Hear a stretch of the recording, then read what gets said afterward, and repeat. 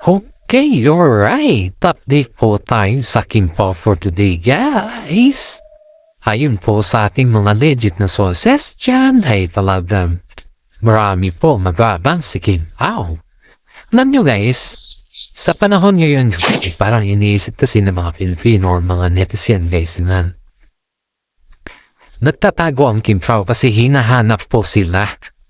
Ayon dito sa ating legit na sources ay huli naman nila akalain guys na hinahanap sila. Wala na naman sila nakatalam eh. Saka normal lang naman yan na hinahanap sila kasi nga sikat nga sila, diba? Bago natin pisa nating mga update sa inyo ko naman po introduce sa inyo ang ating YouTube channel. Pasok!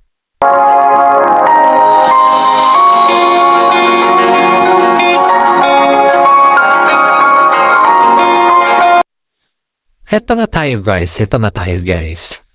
Ayon dito sa ating legit na sources pinatibay po ng Kimpo ang kanilang isang kanilang relasyon. Dahil maraming mga netizen po ang nagsasabi na bakit hindi lamang po kailangan or hindi lamang po bakit every time na nandyan si Kim Chu ay nandun din po si Paolo Avellino. At may hapa-hapa po sa ngayon guys na nag-live-in na yung dalawa.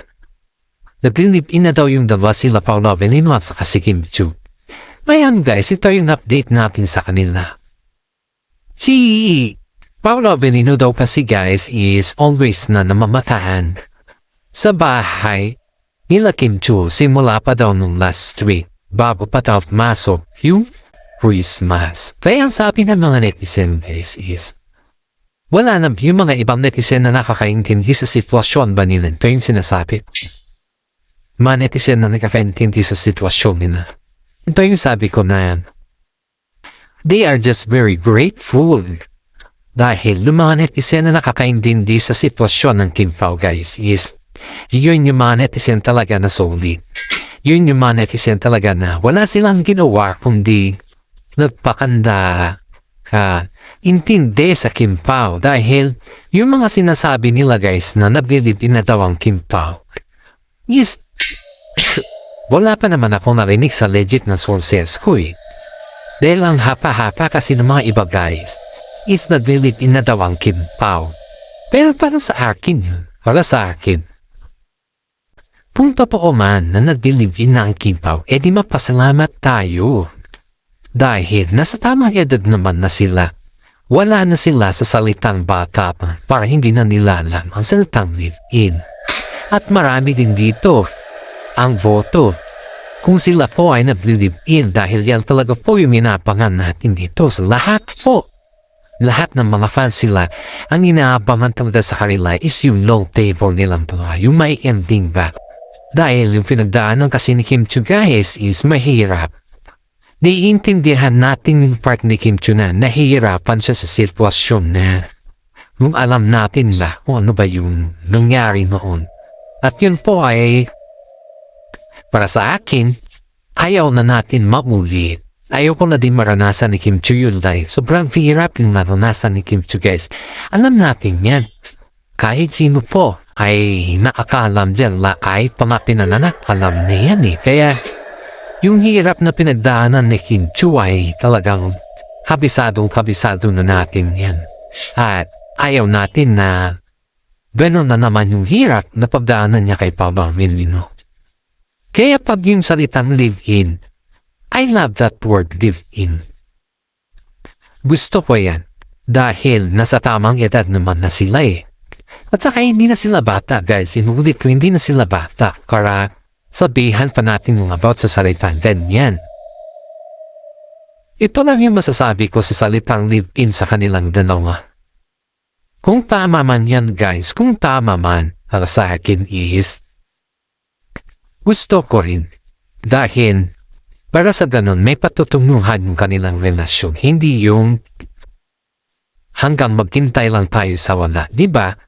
Proud na po pag yung live-in yung salita. Pero ito ang masasabi ko din dito. Hintayin po natin ang konfirmasyon ng dalawa. Kung totoo man yan. Kasi wala pa naman akong nababalitaan na nag-live-in na sila.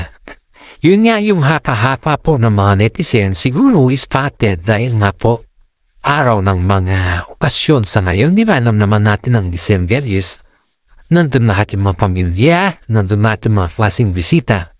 Of course, welcome naman si Paolo Avellino sa side making tree. Alam naman natin, hindi ba? Kaya siguro yung live-in na sinasabi nila, yung makikitaan na daw na palagi si Paolo Avellino dun sa bahay ni Kim Chiu. Ang aking dyan guys, ang opinyon ko dyan, palagi naman talaga si Paolo sa bahay nila Kim Chiu kahit saan man, kahit man sa apartment pa ni Kim Chiu. Pero, hintayin natin na i-confirm nila Paolo Avellino at saka si Kim Chiu kung totoong nag-live-in na sila. Yan yung ating dito. Kung totoong nag-live-in, hindi, mas pabor tayo dun guys kung totoong nag-live-in yung dalawa. Mas pabor tayo dyan kung totoong nag-live-in sila. Pero kung hindi naman totoo, syempre siguro hanap ng mga netizen naman na magkaroon ng live-in na yung dalawa. Parang ganun alam natin kasi parang gusto kasi nila na magkaroon na pala yung ending yung dalawa eh. Ngayon guys, ang sabi dito sa ating legit na sources may isang content creator din po na nagtanong sa atin po, totoo ba daw na nag-live-in na yung dalawa? Sa akin bilang isang content creator at bilang isang supportado ang Kim Pao guys. Dahil ang YouTube channel natin is about sa Kim Pao. Hintayin po natin kung ano po yung sasabihin nila Paolo Avellino at saka si Kim Chiu. Kung totoo man yan, mapasalamat tayo. Yan lamang po yung atin dito. Pero wag naman natin gawin issue yung hindi pa kumpirmado sa lahat dahil nakakasira naman yan guys, di ba? Makakasira naman yan. Yung mga iba kasi dyan guys na nag-comment nito yung about sa live-in na sinasabi natin sa ngayon guys ay ang sinasabi po nila ayon dito sa ating legit na sources at saka nabasa ko rin ito guys, nabasa ko mismo din. To prove lang naman na nagkamali naman si ate sa kanyang sinabi dito sa comment niya na never ever daw na gusto ni Paolo Avellino si Kim Chiu. Kung never ever na gusto ni Paolo si Kim Chiu, bakit may anak daw si Paolo? Ito ate ito lang yung sabihin ko sa iyo Dati nang may anak si Paolo bago dumating si Kim Chiu. Alam naman natin yan. Maraming mga netizen ang nakakalam na bago nagtamban ng dalawa ay may anak na to si Paolo Avellino kay LG Reyes bago pa tumating si Kim Chiu. Kaya gusto ko lamang po ipaliwanag sa iyo ate na may mga file po na mali po yung sinasabi ninyo sa comment dahil hindi po sinira ni Kim Chiu ang pamilya ni Paolo Avellino. Dahil ang sinasabi mo kasi sa comment ate is si Paolo Avellino ang nagsira sa pamilya ni Kim Chiu. Wala po. Si Kim Chiu ang nagsira sa pamilya ni Paolo Avellino. Hindi po ate. Hindi po ganon yung nangyari. Dating simula nung nasa showbiz si Paolo Avellino ate, yes, may anak na po siya kay LJ. Wala pa sila Kim Chiu dyan at saka hindi pa niya kapandem si Kim Chiu dyan. I just want to clear this name dahil ito kasi yung issue niya at ang dami kasing nag-comment dito eh. Kaya sabi ko dito na yung spotted si Paolo Avellino ay of course spotted siya. Hindi naman natin pwedeng hindi naman natin pwedeng sabihin na hindi siya spotted kung talagang nakita nyo naman. Pero yung issue dito na kung saan po ay yung sinira ni Kim Chiu ang pamilya ni Paolo Avellino is that's not true. Kaya ito guys ito yung yung update natin na ayon dito sa ating legit na sources ay talagang spotted sila si may okasyon sa bahay nila Kim Chiu at saka si Paolo Avellino naman guys. Kapag may mga okasyon yun ba sa bahay nila Kim Chiu may mga friends or yung mga basta okasyon kasama ng mga pamilya ni Kim Chiu, pag dumarating ba Yung pamilya ni Kim Chiu ay talagang nandyan din po si Paolo Avellino para suportahan si Kim Chiu. Dahil na po alam naman natin na makatandem sila, di ba? Kaya na po natin yan bigyan ng kahulugan. Pero ang tanong natin dito kay ate, na yung sabi niya na si Sinira, wala pong ganun te. Wala pong ganun. When spotted lang si Paolo Avellino dyan is of course normal lang yan. Kasi suportado man nila sa pisa. Pero wag natin lagyan ng kahulugan na kung ano-anong klaseng kahulugan niyan kasi nakakasira naman yan sa imahe ng dalawa. Lalo't wala namang ginagawa ng dalawa na masama. Di ka? Kaya tayo dito guys is hanggang pan ng Taiwan. Kumbaga is balance lang tayo dito. Wag tayong gumawa o wag tayong sumunod sa issue ng may issue na hindi naman natin alam kung hanggang kailan at kung ano yung punto ng isang tao dito. Diba? Kaya gusto ko lang direct to the point tayo dito guys. Hindi tayo nakikipag-away sa mga fans na kung ano-ano mga pinagsasabi ba. Gusto lang natin iklaro kasi tayo naman po ay legit po tayo. Kaya pakiusap sa mga puan po dyan, sa mga tao po na nagsasabi na sinira po ni Kim Chiu yung pamilya ni Paolo Avellino is nagkakamali po kayo. Nagkakamali po kayo sa lintan. Kasi wala pong sinira si Kim Chiu kahit kailan hindi po ugali ni Kim Chiu na manira ng relasyon ng may relasyon. Hindi po niya ugali yun guys. Kilala ko si Kim Chiu eh. Even though ito guys, even though hindi ko siya kilala ng personal na, pero nakikilala po si Kim Chiu na isa sa mga babae na matyaga sa kanyang relasyon. At isipin mo to ha, nung sila ni Sian Lim, sino ba yung halos na Kim or halos na tago sa ugali ni Sian? Di ba si Kim Chiu? Di ba halos close mouth siya sa kanyang privacy.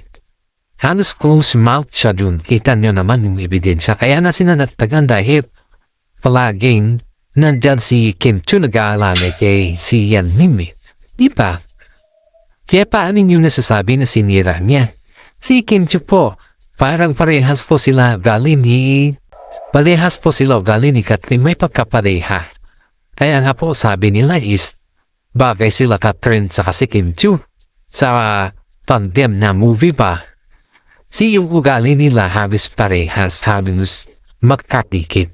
Pero kita guys, dahil magkadikit yung kanila ugali guys, ginawa na naman yan ng issue.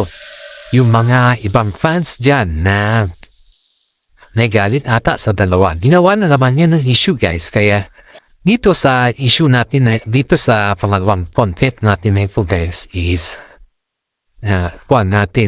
kumbaga is ikuan natin sila, i-update natin ito dito sa pangalawang content natin guys. Sa pangalawang update natin, i-update ko po kayo patungkol dun sa issue nila Katrin Bernardo at saka si Kim Chiu, kasi may issue na naman yan na nabasa namin at pinagkalat na naman ng mga ibang fans na basta na manlaman nyo sa pangalawang update natin dahil sa akin pa muna tayo. Ito guys, sabi ng mga ibang mga netizen dito, suportado masyado ni Paolo Avellino si Kim Chiu sa lahat ng bagay at wag sana naman gawa ng maling siya pa. Kasi paminsan-minsan kasi pag ikaw ay masyadong very close or masyadong very sikat, talagang gawan ka ng mali siya, gawan ka ng imperfection, gawan ka ng mga issue ba na kung saan ay masisira ka. Yun yung kwan natin dito. Pero natin dito guys. Pero natin dito sa kanina. Wag natin subukan or wag natin kumbaga sirain yung tiwala ng kapwa nila artista. Kasi pag yan po kasi ang sinira ninyo, balis up, ayon dito sa akin. Pag yan kasi po ay sinira ninyo ang tiwala, ay hindi na yan maibabalik. Ang tiwala po ang pinakamahirap na ibalik sa lahat ng bagay. Yan din po yung wala tayong kasukaraduhan dyan guys. Wala tayong, kumbaga is, hindi tayo aware sa mga ganyan na bagay. Kasi tiwala guys, isipin mo to, ang tiwala kasi, pag ikaw ay nagkaroon ng tiwala, siyempre, isipin mo kung ano yung Ano yung bakit ka nagtiwala sa isang tao?